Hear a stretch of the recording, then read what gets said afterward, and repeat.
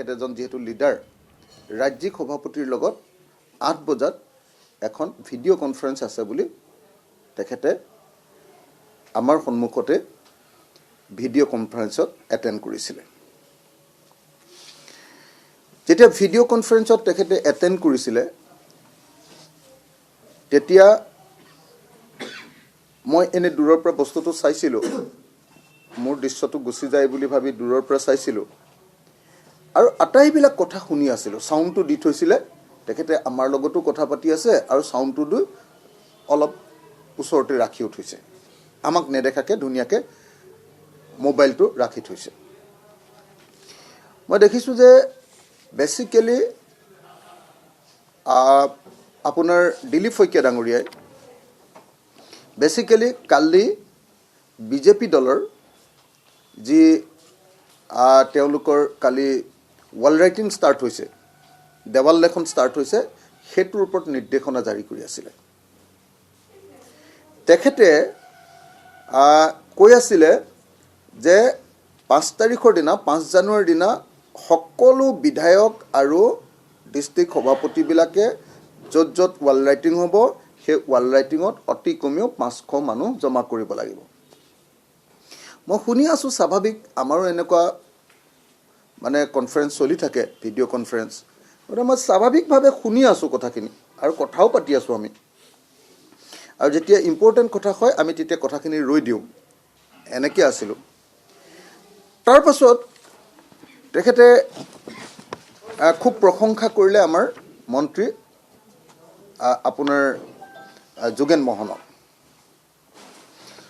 মোহনক তেখেতে খুব প্ৰশংসা কৰিলে, ক'লে যে যোগেন মোহনে প্ৰথমৰ পৰা শেষলৈকে ভিডিঅ' কনফাৰেন্সটোত আছে, ভাল কৰিছে। যোন মানে MLA এই ভিডিঅ' কনফাৰেন্সটোত নাই তেওঁলোকৰ লিষ্ট এখন বনাই দিবৰ কাৰণে তেখেতে নিৰ্দেশ জাৰি কৰিলে কোনোবা এজন মানুহ। এনেকৈ তেখেতে নিৰ্দেশ জাৰি কৰিলে। তাৰপাছত তেখেতে আকস্মিকভাৱে এনেকুৱা এটা ভয়ংকৰ কথা সেই ভিডিঅ' কনফাৰেন্সটোত ক'লে, মোৰ আজিও কাণত সেইটো বাজি আছে, যিটো কথাই সমগ্ৰ দেশৰ গণতান্ত্ৰিক ব্যৱস্থাটোক নিঃশেষ কৰি পেলাব পাৰে। তেখেতে ক'লে যে আমাৰ MLA বিলাকে আৰু জিলা সভাপতিবিলাকে ভোটাৰৰ যিটো স্পেচিয়েল ৰিভিজন চলি আছে সেই ৰিভিজনটো ইম্পৰ্টেঞ্চ নিদিয়াটো, ভালকৈ গুৰুত্ব নিদিয়াটো খুব বেয়া কথা হৈছে, এনেকৈ বুলি ধমকি দিয়া আছে। আৰু তেখেতে ক'লে যে আপোনালোকক সকলোকে কৈছিলোঁ যে আপোনালোকে ভোটাৰ তালিকাৰ যিটো ৰিভিজন চলি আছে সেইটোত ইম্পৰ্টেঞ্চ দিয়ক, আটাইতকৈ বেছি ইম্পৰ্টেঞ্চ দিয়ক। আৰু তেখেতে ক'লে যে এতিয়া আমাক 12 তাৰিখৰ ভিতৰত আপোনালোকৰ সকলো MLA বিলাক, এনেকৈ কৈছে, সকলো MLA, সকলো ডিষ্ট্ৰিক্ট সভাপতি আৰু মণ্ডল সভাপতিয়ে বুথ ভিত্তিক সেইবিলাক ভোটাৰৰ নাম আমাৰ হাতত দিব লাগিব যিবিলাক ভোটাৰে বিজেপিক ভোট নিদিয়ে, তেওঁলোকৰ নাম আমি ভোটাৰ তালিকাৰ পৰা কৰ্তন কৰিম। একদম স্পষ্ট ভাষাত মই কথাখিনি শুনি আছোঁ। সেইটো কিজানি 8:30 বা এনেকুৱা অকণমান ইফাল সিফাল হ'ব, সেই সময়খিনিত আমি শুনি আছোঁ। পূৰা স্পষ্টকৈ তেখেতে কৈছে যে এতিয়ালৈকে কিয় তোমালোকে কামটো চিৰিয়াছলি লোৱা নাই, আপোনালোকে কিয় কামটো চিৰিয়াছলি লোৱা নাই, আপোনালোকে বুথ ভিত্তিক, এনেকৈ কৈছে, বুথ ভিত্তিক যিবিলাক মানুহে বিজেপিক ভোট নিদিয়ে তেওঁলোকৰ তালিকাখন 12 তাৰিখৰ ভিতৰত দিব লাগিব।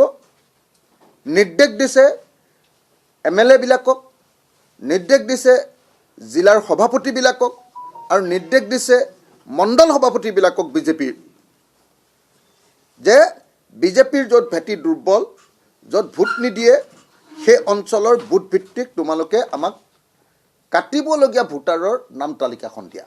আৰু 12 তাৰিখৰ ভিতৰত দিব লাগিব এনেকৈ কৈছে। তাৰ পাছত কৈছে যে আমি মন্ত্ৰী অশোক সিংঘালক 60টা বিধানসভা সমষ্টিৰ ভোটাৰ তালিকাৰ পৰা নাম কৰ্তন কৰিবৰ কাৰণে দায়িত্ব অৰ্পণ কৰিছোঁ।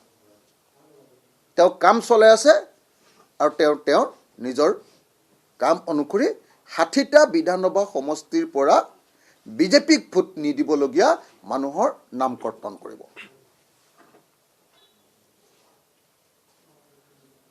মোৰ তেতিয়া কাণ মোৰ গৰম হৈ গৈছিলে।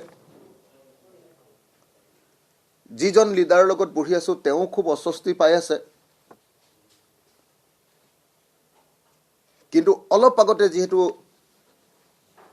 জিলা সভাপতি MLA বিলাক আৰু মন্ত্ৰীবিলাক তেওঁলোকক গালি পাৰি আছে যে কিয় তোমালোকে এই ভিডিঅ' কনফাৰেন্সটোত সবে অহা নাই, গতিকে তেওঁ বন্ধ কৰিব পৰা নাই। তেওঁ মুখখন দেখুৱাবলৈ চেষ্টা কৰিছে, মই নিজে দেখি আছো। আৰু এনেকে একদম স্পষ্ট ৰূপত মোৰ নিজৰ কাণত এতিয়াও বাজি আছে দিলীপ শইকীয়াৰ মাতটোৰ সৈতে যে দিলীপ শইকীয়াই স্পষ্ট ৰূপত 4 জানুৱাৰীৰ সন্ধিয়া 8 বজাৰ ভিডিঅ' কনফাৰেন্সত তেওঁলোকৰ দলৰ সভাপতি, জিলা সভাপতি আৰু MLA বিলাকৰ ভিডিঅ' কনফাৰেন্সত অশোক সিংঘালক 60টা বিধানসভা সমষ্টিত বিজেপিক ভোট নিদিয়া ভোটাৰ তালিকাৰ পৰা বিজেপিক ভোট নিদিয়া ভোটাৰসকলৰ নাম কাটিবলৈ দায়িত্ব অৰ্পণ কৰা বুলি স্পষ্টকৈ কৈছে। আৰু বাকী মন্ত্ৰী MLA জিলা সভাপতি, বিজেপিৰ জিলা সভাপতি আৰু বিজেপিৰ মণ্ডল সভাপতিসকলক অহা 12 তাৰিখৰ ভিতৰত বুথ ভিত্তিক তালিকা, বিজেপিক ভোট নিদিয়া মানুহৰ তালিকা দিবলৈ আৰু তেওঁলোকৰ নাম যাতে কৰ্তন কৰিব পাৰে তাৰ কাৰণে 12 তাৰিখৰ ভিতৰত তালিকা দিবলৈ নিৰ্দেশ দিছে। আৰু তেওঁ বাৰম্বাৰ কৈছে যে এইটোত গুৰুত্ব দে, এইটোত গুৰুত্ব দিয়ক, এইটোত গুৰুত্ব দিয়ক। এতিয়া মোক হয়তো কোনোবাই ক'ব পাৰে যে সেইদিনা 8 তাৰিখৰ দিনাই 4 তাৰিখৰ দিনাই 8টা বজাত ভিডিঅ' কনফাৰেন্সখন হোৱা নাই, 8:10 মানত হোৱা যেন মোৰ লাগিছে। 8:10 মানত, অলপ চাগে লেট হৈছে। তো ভিডিঅ' কনফাৰেন্সখন হৈছে আৰু মোক কোনোবাই ক'ব পাৰে যে আপুনি লগে লগে কথাটো কিয় হুলস্থুল নকৰিলে। মোৰ কাৰণে সেইটো এটা অতি নৈতিকতাৰ প্ৰশ্ন আছিলে। কাৰণ মই যাৰ লগত বহি আছিলোঁ, মই যদি লগে লগে হুলস্থুল কৰি দিওঁ তেতিয়াহ'লে তেওঁ মোৰ লগত বহি থকা কথাটো প্ৰমাণিত হৈ যাব, চৰকাৰে সেইটো উলিয়াই ল'ব পাৰিব। আৰু সেইকাৰণে মই বহুত মানসিক টেনশ্যনত ৰৈ আছিলোঁ যে মই কি কৰোঁ। তাৰপাছত নিজে মই সিদ্ধান্ত ল'লোঁ আৰু মোৰ দলীয় সতীৰ্থ কেইজনমানৰ লগত কথা পাতি সিদ্ধান্ত ল'লোঁ যে ইমান ডাঙৰ জাতীয় প্ৰশ্নটো মই এজন মানুহৰ ফিউচাৰৰ কাৰণে, এজন মানুহক সেই দলটোৱে বেয়া পাব,